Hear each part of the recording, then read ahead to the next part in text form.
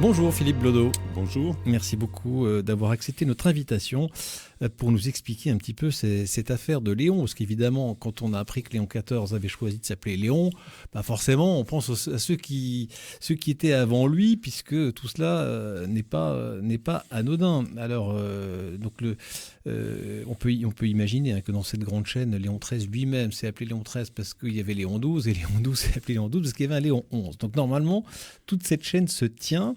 Et donc, on va parler au moins de quelques maillons de cette chaîne. On va commencer par Saint Léon le Grand, c'est le premier pape. Alors, peut-être juste avant de parler de Léon le Grand, je me suis rendu compte qu'il n'y avait pas de Pierre à part Saint-Pierre. Il n'y a aucun pape qui s'est risqué à s'appeler Pierre II, parce qu'il est trop impressionnant, Saint-Pierre. Pas seulement, il y a évidemment cette composante-là, mais il y a aussi le fait que chaque pape est le successeur de Pierre. Donc il y a une relation spécifique à Pierre et à l'héritage objectif qui est transmis à Pierre par le Christ, et Pierre est sur cette pierre, etc. Et qui donc est ensuite retransmis à chacun de ses successeurs. Donc tout le monde pourra rajouter un Pierre à son prénom. D'une certaine manière. C'est arrivé tard, cette succession des mêmes prénoms, parce que dans les premiers papes, on avait quand même beaucoup de prénoms différents, quoi. Oui, alors on le trouve déjà dès l'Antiquité. Par exemple, le prénom Sixte est souvent utilisé. En fait, durant l'Antiquité, il n'y a pas de changement de nom au moment de l'élection puis de l'ordination. Et donc, ils prennent leur propre nom. Ils gardent leur nom, en fait. Ouais. Ok. Alors, c'est parti sur Léon Ier. Pour être franc, on ne connaît pas grand-chose sur sa vie. D'avant d'être élu pape, on sait peu de choses. Hein. C'est vrai. En fait, pour les papes de l'Antiquité, même du début du Moyen-Âge, on a pour les éléments biographiques, en dehors des écrits qu'ils ont pu nous laisser, ce qu'on appelle le Liber Pontificalis, le livre pontifical. Mais très souvent, il fournit des informations qui méritent d'être prises avec beaucoup, beaucoup de précautions. Et là, effectivement, concernant Léon, on n'est pas particulièrement sûr de ce qu'il nous dit, et les études actuelles pensent plutôt qu'il était d'origine toscane. Bon. Et il a un parcours... C'était déjà la mode des papes italiens. Oui, d'une certaine manière. Et il a un parcours qui est un parcours de service de l'Église de Rome. D'accord. Bon, prêtre romain, classique. Diacre, en fait. Diacre, il était diacre. Oui. Donc, quand il était élu pape, il n'était pas prêtre. Oui, la plupart durant l'Antiquité romaine chrétienne, il est assez fréquent que ce soit des diacres, plus que des prêtres. Ah oui, il y a une raison à cela ? Oui, c'est le service, le diacre, vous savez, est au service direct de l'évêque. Et donc, il a une intelligence des rapports, une connaissance des dossiers qui peut participer de son choix. Très bien, intéressant. Donc, notre diacre Léon, ça y est élu pape. Il est parti pour 21 ans de pontificat. Alors, c'est vrai qu'en général, pour ceux qui connaissent un peu Léon le Grand, ils retiennent une chose, c'est le pape qui a arrêté Attila à Mantoue, dans le nord de l'Italie, en 452. Mais il faut reconnaître que ça a été assez déterminant dans l'histoire du monde, donc c'est pas rien. C'est vrai, mais il n'est pas seul, cela dit. Hein. Il est accompagné d'une délégation qui représente l'État romain, l'Empire romain. Il est probable cependant qu'il ait eu... une considération spécifique, qu'il ait fait l'objet d'une considération spécifique de la part d'Attila. Parce que qu'est-ce qui s'est passé ? Il est arrivé avec son cheval et puis il a dit à Attila, stop. Alors, qu'est-ce qui fait que ça a basculé ? Parce qu'on dit aussi qu'il n'y a pas que le pape qui fait que... Bien sûr, il y a en fait toute une série d'enjeux, il y a une question de logistique aussi, une approche de type territorial, et Attila a dû estimer que son intérêt... à la fois de conquête et de razzia, était plutôt apporté vers la Gaule, et donc c'est ce qu'il a fait. Mais il a peut-être permis de faire pencher la balance pour lui dire, bon, effectivement, il ne faut pas que j'y aille. Il a quand même dû faire preuve de persuasion, on va dire. Oui, ça c'est tout à fait clair. En fait, Attila décède peu de temps après. Il avait été vaincu en Gaule dès 451. Disons qu'il avait à recomposer ses propres forces, et qu'effectivement un raid sur Rome ne s'imposait peut-être pas. Mais il est clair qu'il y a une reconnaissance de la conviction et de la force du personnage Léon. Qu'est-ce qu'on peut dire d'autre sur ce pape qui s'appelle le Grand ? Il n'y a pas beaucoup de papes qui s'appellent le Grand. Qu'est-ce qu'il a fait de grand pour qu'on ait retenu son nom dans l'histoire ? Alors, c'est d'abord un pape qu'on connaît bien par ses propres écrits. On a environ un peu moins de 150 lettres et un peu moins de 100 sermons. Donc, on peut connaître l'établissement et l'approfondissement de sa pensée. Alors, c'est d'abord un grand théologien. Et ceci marque une étape particulière pour l'évêque et le siège de Rome. Jusque-là, durant l'Antiquité, les évêques de Rome ne se distinguaient pas par leur qualité théologique. Disons qu'ils pouvaient avoir certaines compétences, mais le grand lieu de l'élaboration théologique, c'était plutôt en Orient, et c'était spécialement Alexandrie.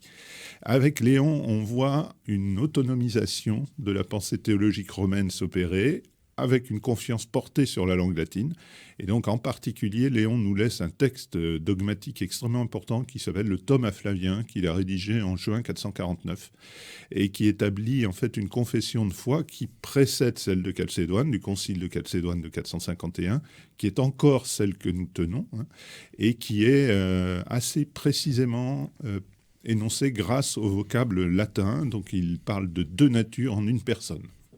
Et donc, il le dit de manière assez ferme, en distinguant effectivement ce qui peut arriver au Christ selon les évangiles entre son humanité, quand il a eu soif, quand il a eu faim, quand il a pleuré, et sa divinité, sans remettre en cause l'unité de personne. On est au 5e siècle après la naissance du Christ. On sent que ces premiers papes avaient surtout comme boulot l'établissement de la juste doctrine. On sent que c'est quand même l'époque des grands débats théologiques. Ah oui, là c'est le moment des grands conciles christologiques, et pour le pontificat de Léon, il y en a deux. Alors il y en a un qui n'a pas été retenu par l'histoire parce qu'il a été désavoué par le suivant, qu'on appelle le concile d'Éphèse II de 449, à ne pas confondre avec le concile d'Éphèse I, qui lui est un concile œcuménique en 431.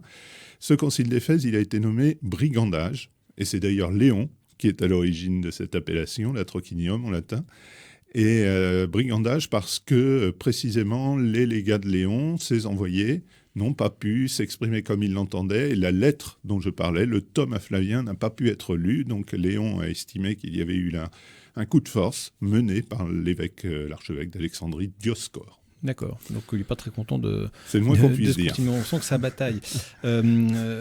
Ces sermons sont d'ailleurs relativement accessibles. Quand on peut le lire, très honnêtement. Ils sont assez courts.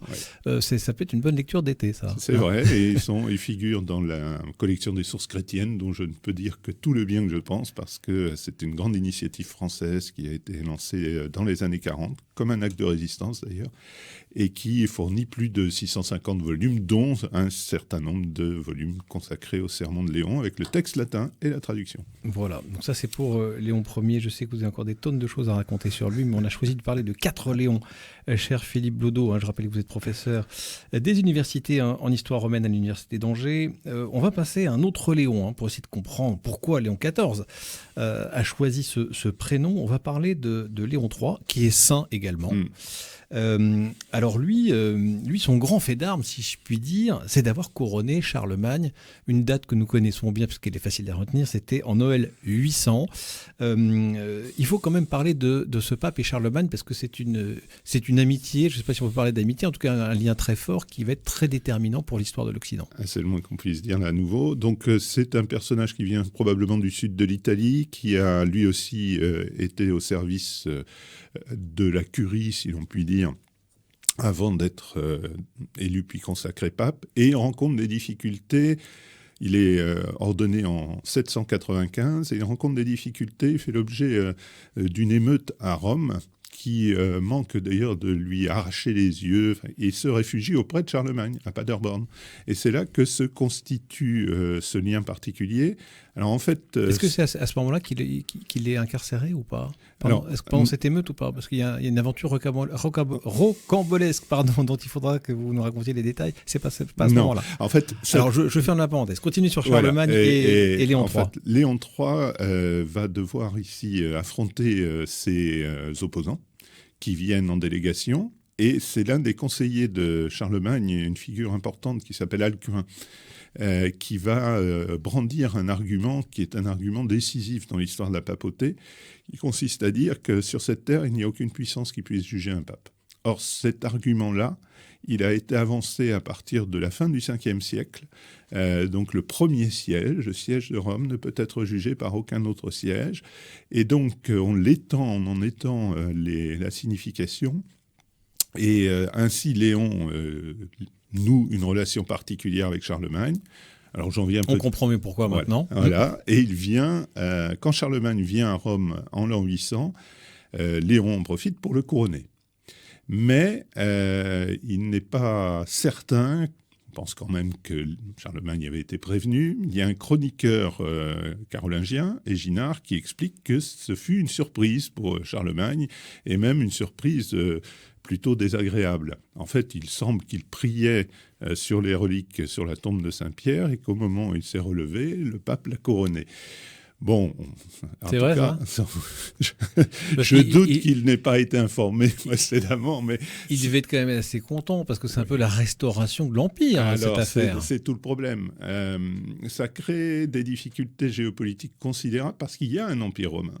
Et ça, nous autres occidentaux, nous l'oublions trop souvent. Mais il est situé en Orient. C'est l'empire dit byzantin, avec Constantinople pour capitale. Et donc, créer cette nouveauté d'un empire romain à la tête duquel se trouve quelqu'un qui est un franc, donc il hérite de la tradition germanique, mais c'est créer un précédent. Et c'est créer des conditions de rapport complexes avec l'autre entité. Ensuite, évidemment, c'est appelé à une telle conséquence dans l'histoire qu'on ne peut pas laisser de côté l'événement. Alors, ce fameux pape Léon III, dont on a dit ses liens avec Charlemagne, il va lui arriver une mésaventure. C'est quand même pas banal, parce qu'il va se retrouver incarcéré. Que se passe-t-il ? On est à Rome et il y a une révolte. Qu'est-ce qui se passe ? Oui, en fait, ce que vous évoquiez de la révolte, ça correspond effectivement au moment où il y a eu cette tentative de lui arracher les yeux, etc. Donc c'est bien à resituer un petit peu avant l'épisode du couronnement de Charlemagne. Et en fait, grâce à des amis, il réussit... son parti, si on peut dire, grâce à un certain nombre de ses soutiens, il réussit à s'enfuir, ce qui veut dire, en fait, il n'y avait pas eu de problème, visiblement, au moment de sa consécration. Mais là, visiblement, il s'est attiré un certain nombre de mécontentements, et on est devant un cas de figure où, effectivement, vous voyez que le jeu des rapports se crée ou se déploie dans le contexte de la ville de Rome, qui, à l'époque, est une ville de taille... bien inférieure à ce qu'elle a pu connaître à d'autres moments. Donc on a effectivement, cela nous rappelle que le pape, il est aussi aux prises avec toute une série de contingences locales, de difficultés, et qu'il a éventuellement besoin de se tourner vers des puissances temporelles qui pourront l'assister. Ce qui frappe, c'est que effectivement, quand on manque d'attenter directement à sa personne, qu'il doit s'évader, etc., il n'y avait pas à l'époque, on est au 9e siècle, le pape n'avait pas encore un prestige considérable qui fait qu'on ne touchez pas à cette personne. Vous savez, le prestige considérable n'empêche pas certaines choses. Le fait d'attenter à la vie du pape, nous avons connu, vous et moi, l'attentat d'Ayaxa sur la place Saint-Pierre.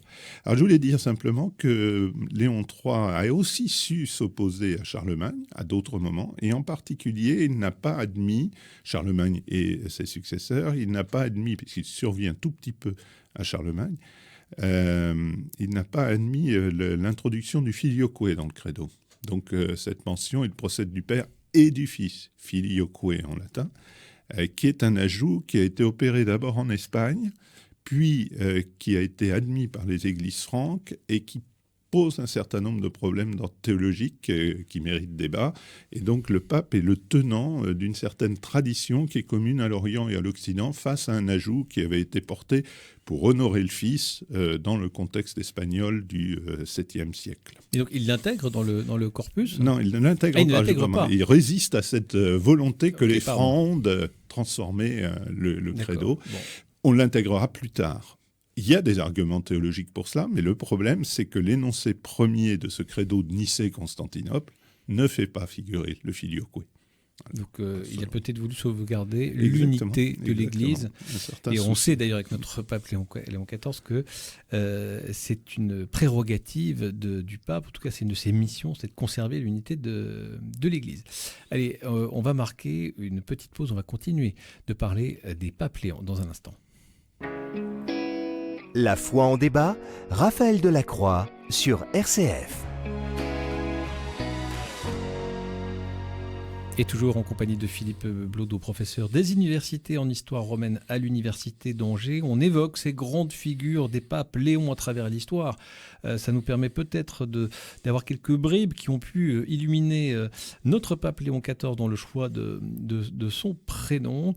Alors on va continuer, si vous le voulez bien, c'est un peu rapide évidemment, les quelques Léons qui nous paraissent remarquables. On va passer Léon IX, et lui, il est au XIe siècle. On venait de parler de la fameuse controverse du filioque. C'est compliqué, il procède du père et du fils. On va peut-être pas entamer les débats théologiques aujourd'hui.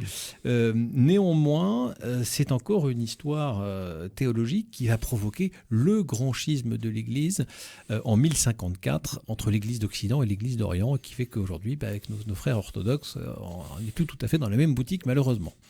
Alors en fait, oui, Léon IX est d'abord un pape relativement bien formé. Il est alsacien d'origine et il a... Ah oui, donc il est français. Alors, tel que nous pensons la France, évidemment. On en a combien des papes français, vous savez ça ou pas? Ah non, je sais que le dernier était effectivement du XIVe siècle, mais il y a un calcul. Alors tout dépend comment on établit en fait... qui est français vraiment, bien quoi, sûr. Quand la France n'existait pas encore en tant que telle. Et spécialement, l'Alsace ne fait pas partie de la Francie occidentale. Oui, donc, non, voilà, on le prend. Comme vous voulez. Et donc, en fait, il a aussi autour de lui un groupe de savants ecclésiastiques qui a été formé à Toul. Et parmi eux se trouve Humbert de Moyenmoutier, qui est ce fameux légat qui a été envoyé en 1054 à Constantinople. Et Humbert de Moyenmoutier n'est pas un personnage très souple. Il a face à lui l'archevêque, le patriarche de Constantinople, qui porte le nom de Michel Cérulaire, Keroularios en grec. Et en fait, cet affrontement conduit à la bulle d'excommunication qui est posée sur l'autel de Sainte-Sophie le 16 juillet 1054 et qui est à l'origine, effectivement, de cette séparation, de ce schisme. Alors, donc c'est le légat du pape qui excommunie le patriarche. D'accord. Et donc, au nom justement de différences qui sont à la fois des différences disciplinaires, des différences liturgiques, et l'argument du filioque est aussi avancé. D'accord. Honnêtement, à notre échelle, même si on sait que la théologie c'est ultra important, on se dit un schisme aussi important pour une si petite querelle, ça nous paraît difficile, avec des conséquences aussi lourdes, ça nous paraît difficile. Alors la conséquence, en fait, en vérité, en 1054, je pense que les acteurs imaginent, en tout cas n'écartent pas la possibilité que les choses s'arrangent plus tard. Il y avait déjà eu plusieurs fois des tensions considérables. Au 5e, 6e siècle, il y a eu le schisme d'Akaz qui a duré 35 ans. Voilà. Simplement ici, paradoxalement, la tension va croître ensuite et surtout, l'événement probablement décisif, c'est la conquête par les croisés de Constantinople en 1204. Et ça, on parle assez justement, les historiens ont évoqué à la suite du sentiment général, on parlait du schisme des cœurs. Et de fait, c'est celui qui, d'une certaine manière, inscrit dans les consciences et durablement ce rapport d'hostilité et de différence. Oui, mais bon, ce qu'ont fait les croisés à Constantinople, s'il n'y avait pas eu cette bulle d'excommunication, est-ce que... Enfin voilà, tout ça, on voit bien que ce sont des strates qui se rajoutent et qu'il faut que petit à petit, les églises se séparent. Qu'est-ce qu'on peut dire encore d'autre de Léon IX, si ce n'est cette excommunication? On dit qu'il a lutté contre la simonie et le nicolaïsme. Ouais, exactement. Est-ce que vous pouvez nous en dire un mot? Alors, les deux mots viennent du Nouveau Testament, plus précisément même des Actes des Apôtres. Alors, pas uniquement pour le nicolaïsme. La simonie, c'est le fait de trafiquer les sacrements. Donc, d'obtenir des sacrements contre monnaie sonnante et trébuchante. Okay, vous voulez une messe, une confession, c'est temps. Encore mieux, une ordination, pour avoir un certain pouvoir ensuite et rentrer dans ses frais, si j'ose dire. Vous voyez ce que je dis? Et ça, c'était monnaie courante à l'époque? Ça existait évidemment, et c'est l'un des grands risques pour l'Église, puisqu'effectivement, elle peut perdre toute crédibilité si ses ministres principaux sont en place pour raison d'argent. Mais c'était vraiment répandu? C'était assez répandu, oui. Voilà, alors, bien entendu, nous n'avons pas de données chiffrées qui nous permettent d'évaluer, mais effectivement, c'est un phénomène qui est récurrent. Et le nicolaïsme, c'est le fait de vivre comme un laïc lorsqu'on est clerc. Et donc, avec femme et enfants. Par exemple. Alors, on est à un moment de réforme de l'Église qui concerne l'Église d'Occident et on voit apparaître ce qui se confirmera ensuite à l'initiative d'une des personnes du groupe de Léon IX, qui est le personnage qu'on appelle Hildebrandt, et qui en fait sera plus connu sous le nom de Grégoire VII, celui qui porte la fameuse réforme grégorienne. Voilà. Donc de ce point de vue aussi, Léon IX engage à une transformation. Et j'insisterai sur le fait qu'au moment de la fameuse excommunication, en fait, il est déjà décédé. C'est-à-dire que ces légats qui ont été envoyés au début de l'année 1054 agissent en son nom, alors que lui-même est mort au mois d'avril. Ah oui, donc bon, voilà. Est-ce qu'il a vraiment décidé? C'est tout le problème. C'est-à-dire que quand vous envoyez des légats, vous leur laissez, malgré tout, vous leur donnez des instructions. On a des instructions. Donc quand ils sont partis pour l'excommunier. Alors ils sont nos partis amis en de fait, l'Église d'Orient. ils sont partis pour faire entendre raison. D'accord. Mais comme dans leur représentation, bien sûr. Bon. Si vous êtes Allez, un on partisan va de dire Célébert, on va c'est dire autre chose. qu'il échappe de justesse Voilà. à l'origine du schisme. Mais ça a joué effectivement dans l'appréciation historique ensuite. Philippe Blodeau, je rappelle qu'avec vous, spécialiste de l'histoire ancienne, on évoque ces grandes figures papales qui ont porté le prénom Léon, et je voudrais qu'on accorde quelques minutes. Alors vous êtes un spécialiste d'histoire ancienne, désolé, je vous fais faire un grand bond dans l'histoire puisque c'est de Léon XIII dont on va parler, mais c'est quand même important parce que c'est probablement lui qui a déterminé ce choix de prénom pour notre nouveau pape. Alors on dit souvent que Léon XIII c'est le pape de ce qu'on appelle la doctrine sociale de l'Église, le pape de la justice sociale, du droit de la propriété privée quand même, hein, donc il a à la fois critiqué le socialisme mais aussi le capitalisme débridé. Tout ça nous parle encore évidemment très fort aujourd'hui. C'est le moins qu'on puisse dire aussi. En fait, il a une formation qui est une formation cléricale assez poussée. Il est passé par ce qu'on appelle l'Académie des nobles ecclésiastiques, qui est en gros l'ENA, si j'ose dire, pour les fonctionnaires ecclésiastiques, puis les clercs de très haut niveau. C'est surtout quelqu'un d'assez âgé quand il arrive sur le siège de Pierre. Il a 68 ans. On pourrait établir une certaine comparaison. Oui, sauf que l'espérance de vie est un peu différente, mais... Bon, on est en 1878. 1878, ça c'est l'élection. C'est ça. Okay. Et il va être en place jusqu'en 1903. Et il a exercé des fonctions d'évêque à Pérouse. Donc ça fait 25 ans de pontificat. Exactement. C'est l'un des plus longs. Ce n'est pas le plus long, bien sûr. Hein, avec Jean-Paul II, oui, avec Saint-Léon le Grand, dont on a parlé tout à l'heure, il était à 21 ans. Donc Et le plus long, c'est celui de Pie IX. Qui précède justement Léon XIII. Et donc, il y avait aussi un besoin de renouvellement, de changement. Donc, vous avez raison, c'est celui qui a promulgué l'encyclique Rerum Novarum, hein, des choses nouvelles, donc qui a été l'un des artisans de la justice sociale. On a pu l'appeler le pape des ouvriers, insistant sur le droit des travailleurs et des syndicats. Et puis, il a une deuxième casquette, si j'ose dire, qui va de pair. C'est un pape politique, beaucoup plus que Pie IX. Et il a un certain raisonnement sur le rapport au régime du moment. Et alors, il est pris dans la difficulté italienne, puisque désormais le pape est d'une certaine manière prisonnier au Vatican. Là. On peut peut-être... oui, parce qu'il faut dire que c'est la perte des États pontificaux. Exactement. Juste avant lui. Exactement. C'était quoi l'étendue de ces États pontificaux? Parce que c'était il n'y a pas si longtemps. Non. On est habitué, nous, que le Vatican soit un truc minuscule à l'intérieur de Rome, mais à l'époque, c'était quoi? Ça correspond à une petite région italienne, si vous voulez, une région italienne, grosso modo, autour spécialement du Latium aujourd'hui, en partie de la Toscane. Bon, ce sont la banlieue romaine, on pourrait dire. Un petit peu plus que ça, mais enfin quelque chose qui permettait de garantir un certain nombre de revenus, d'avoir aussi une certaine réalité d'État, avec une justice, une administration, etc. Et effectivement, à partir du moment où l'unité italienne s'est opérée, le pape est dans une position qui ne sera réglée que par les fameux accords du Latran de 1929 avec Mussolini. Et donc, Léon XIII recherche d'autres modalités d'entente avec d'autres États catholiques, et en particulier se tourne vers la France, qui est donc sous le régime de la Troisième République, et il suggère effectivement une sorte de participation, de reconnaissance, et il donne au régime républicain sa légitimité, en tout cas il la lui reconnaît. C'est ce qu'on appelait le ralliement. Exactement. Donc ça veut dire qu'à l'époque, on a quand même le catholicisme français est un petit peu éclaté entre les partisans de la République et les partisans de la monarchie. Oui. Et les monarchistes, ils se disent on ne peut pas être catholique et en même temps républicain. Quoi. Exactement. Et là, le pape, il dit attendez, c'est plus... Et ça n'a pas été facile à avaler. Pour les monarchistes de l'époque. Il y a un certain nombre de relais dont évidemment le cardinal Lavigerie, évêque d'Alger, qui a participé à cette initiative. Et effectivement, c'est une manière de dire que les régimes politiques doivent être discernés en fonction de leur service du bien commun, et que la République peut tout à fait servir le bien commun, aussi bien que la monarchie. Donc pour les... La religion ne valide pas tel ou tel régime politique, ne sacralise en tant pas que régime un seul politique. régime politique, effectivement. Et ça peut peut-être nous dire, alors effectivement, on l'a dit tout à l'heure pour le côté justice sociale qui est très important, et Léon XIV, on voit bien qu'il va s'emparer de cette affaire.